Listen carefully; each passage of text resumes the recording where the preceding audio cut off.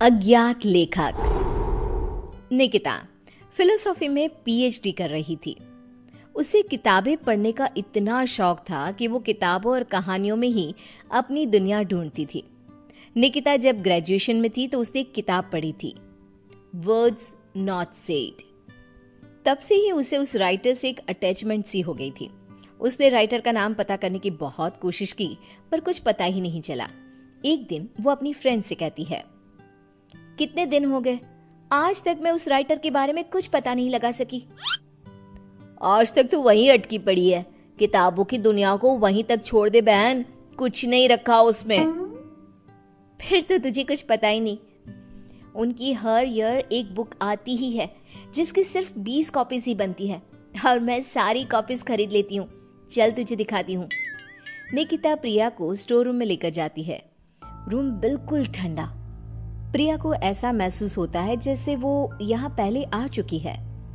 कुछ अजीब सा महसूस हो रहा है, मानो मुझे कोई अपनी ओर खींच रहा हो। कमरे में चारों तरफ गुफ अंधेरा। अपने फोन की फ्लैश लाइट ऑन कर निकिता फोन को चारों तरफ घुमाती है। हर तरफ बस उस अज्ञात राइटर की ही किताबें थी। सारी बुक्स को यहाँ छिपा कर रखती हूँ मैं, मेरे अलावा यहाँ कोई भी आता नहीं, इसीलिए इस बात की घर पर किसी को भनक तक नहीं है। ऐसा क्या होता है उनकी किताबों में कि तू इतनी दीवानी हो गई है उस राइटर की। निकिता वहीं अपने पास के सेफ से एक बुक उठाती है। उसकी धूल झटकती हुई उसका पहला पन्ना पढ़ना शुरू करती है। ठंडे बंद कमरे में टॉर्च की एक सीधी रोशनी के उजाले में वो दोनों मेरी लिखी किताबें पढ़ रही थी। तभी उसकी सहेली को अपने कंधे पर किसी का हाथ महसूस होता है। ओह, ओह!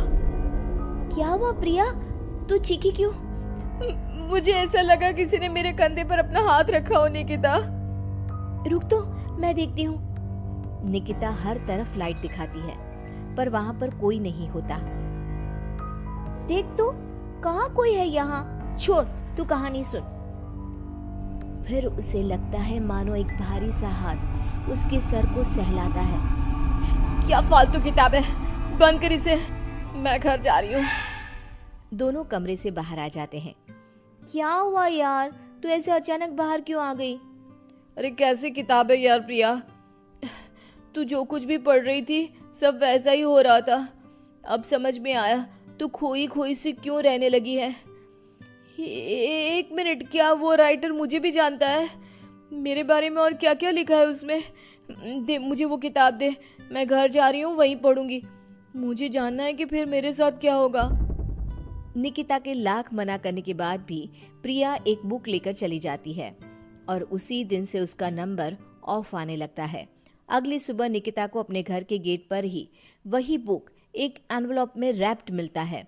एक हफ्ते तक प्रिया की कोई खबर नहीं मिलती। निकिता किताब का पन्ना पलटती है जहां प्रिया के गायब होने के बाद टू बी कंटिन्यूड लिखा था। अब मैं नेक्स्ट पार्ट का वेट नहीं कर सकती। प्रिया मेरे कारण ही गुमशुदा हुई है, पर मैं क्या करूं?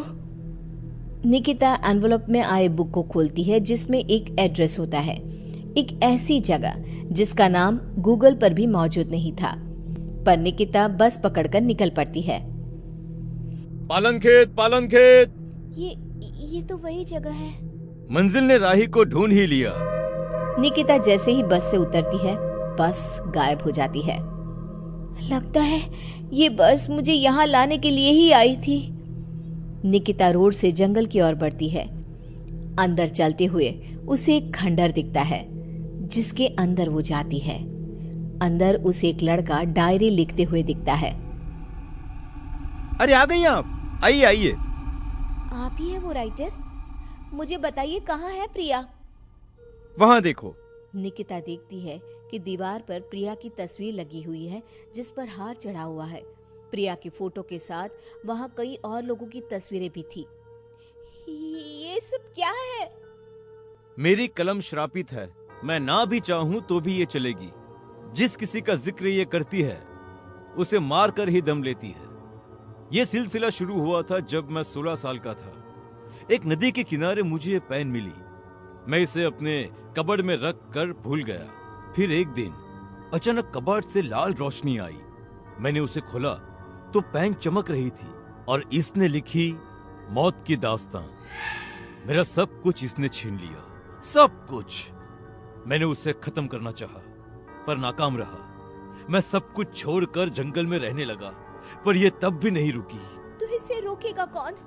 तुम नहीं मरी। बाकी जिस किसी का भी इसने जिक्र किया, उसको इसने निगल लिया। तुमने मेरी सारी बुक्स पढ़ी, उसे संभाल के रखा, पर तुम्हें कुछ नहीं हुआ। तुम ही वो मसीहा हो निकिता।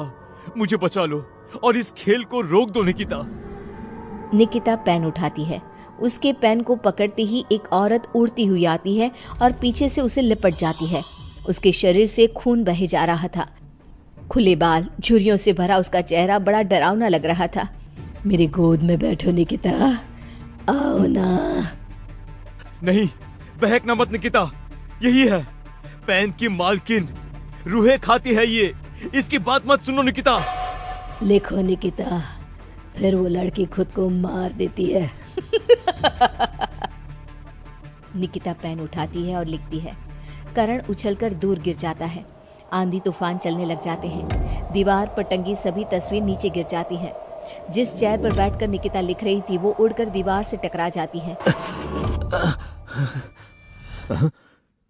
मैं जिंदा हूँ? निकिता, तुमने ऐसा क्या लिखा था? और कालिंदी की आत्मा पेन के साथ ही खत्म हो गई। ये लिखकर मैंने पेन की नींव तोड़ दी थी। दोनों उस हवेली से बाहर आ जाते हैं और हवेली गायब हो जाती है।